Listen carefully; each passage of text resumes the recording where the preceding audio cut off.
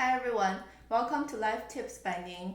In today's video, I'm sharing explanations for the 51st hexagram in I-Ching called thunder. Based on the image of this hexagram, it's the same basic triagram stacking on top of each other. The basic triagram, also called thunder, has image of this yang line on the bottom trying to start to grow its strength and pushing the two yin lines above itself away. So it's corresponding to the early spring season when the yang energy is starting to grow, transitioning from spring to summer and pushing away the yin energy, which is more fall and winter energy. So it's this transformational stage between the yin and yang, and these two energy are clashing with each other. So it's representing a major change, major transformation, or a sudden change, a movement, a big event happening in people's life. So this hexagram is teaching us how to cope with major change in our lives. And when there's thunder, people's natural reaction is being scared, want to hide. And in a lot of countries' mythology, there's also people's belief in that thunder is a sign from God, from the universe, trying to give you warning. It's almost like a very serious kind of a juror or legal type of figure, trying to give you warnings like be good, follow rules, don't do bad, otherwise there'll be punishment. That's kind of the connotation behind the thunder natural phenomenon. So as a human being, other than feeling fear, what are the typical psychological reaction to that, to the sudden change, to something that gives you discomfort? The one extreme is being so scared that you're paralyzed, you're not able to take any action.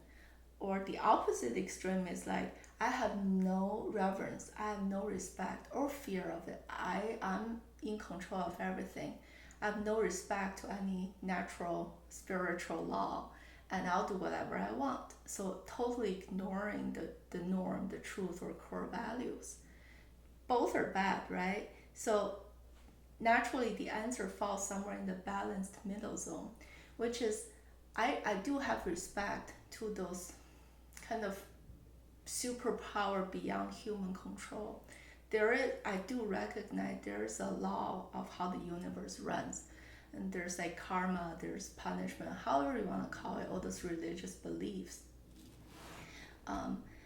Me as a human, I won't be paralyzed by this fear. However, I respect it. I truly think it's a sign, it's a warning, it's a cautious guidance telling me to do the right thing, telling me to stick to the right core values, so that when I live day to day, even though I get all of this shock, I get all of this transformational event, maybe the impact on my emotion eventually diminish, but I will still remember, because of this cautious reminder, this sign, that I will keep on do self-reflection, self-improvement, keep on making myself better and better every day.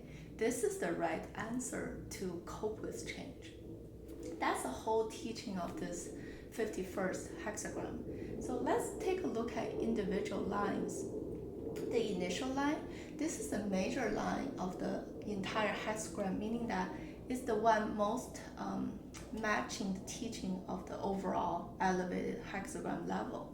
It's saying that you need to have fear, you need to have respect before taking any action, because that's the first essential step to ensure safety. It also has this connotation of when you engage in something in the new transformational stage, initially there will be uncomfortable feelings, there will be disruptions or unsteady movements. Initially, it'll be challenging and hard. However, if you keep this cautious mind and keep on self-reflect and improve yourself, eventually you'll lead to a super auspicious and positive outcome. So it's easing from the initial hardship, and because of your attitude and mindset towards the process, you can control the positive end result. So it's a really good one.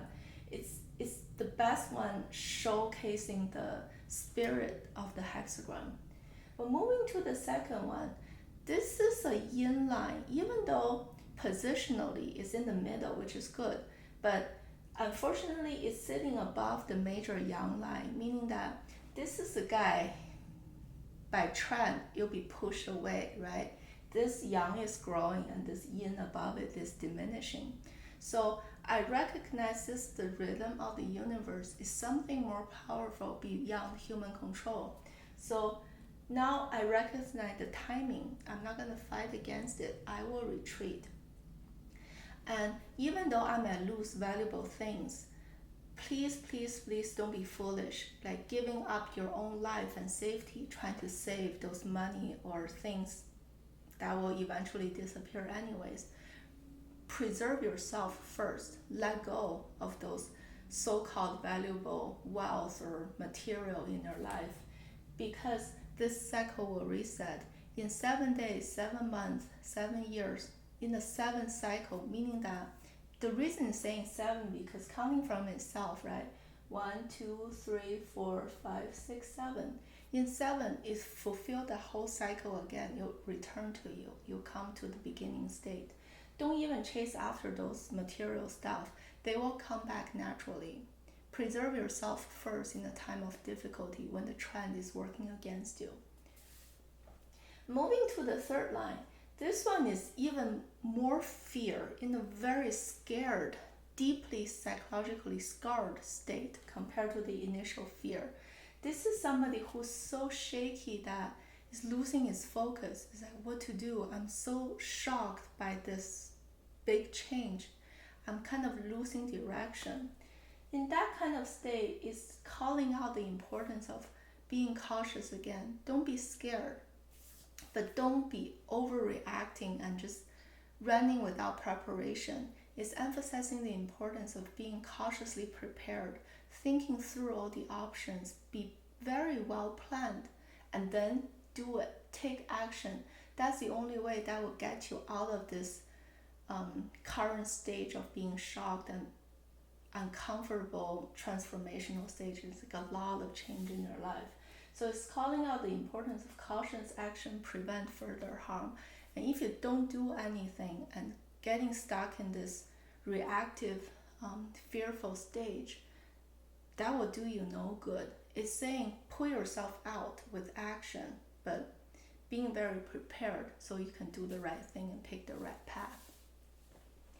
The fourth line is not a good one either, because the image, even though it's a yang line, look at who's surrounding it. There is trapped by 2 yin lines above itself and 2 yin lines underneath itself. So it's forming this water triagram, right? So water triagram is this yin line and the yang line and the yin line. So it has this image of being trapped in the mud. Nothing is going smoothly. You're facing a lot of blockage, a lot of hurdles. So no, even though you try to move, your energy will be wasted. Nothing will be achieved. You just waste your energy, and you might actually get sink into the mud more from movement. So this one is saying before you see light, this is kind of the end of the dark tunnel. Before you see light, it's the end stage. Save yourself first. Make sure you preserve your energy so you can last through this suffering, this hardship, because what doesn't kill you make you stronger. This is the suffering needed to elevate yourself to a stronger version of you. But at this particular stage, it's very hard, it's very difficult. Hang on, don't give up. And now we move to the 5th line. This one is so fascinating to me because it's saying this person is faced with the same external environment. It's the same thundering, the same distraction, the same sudden change.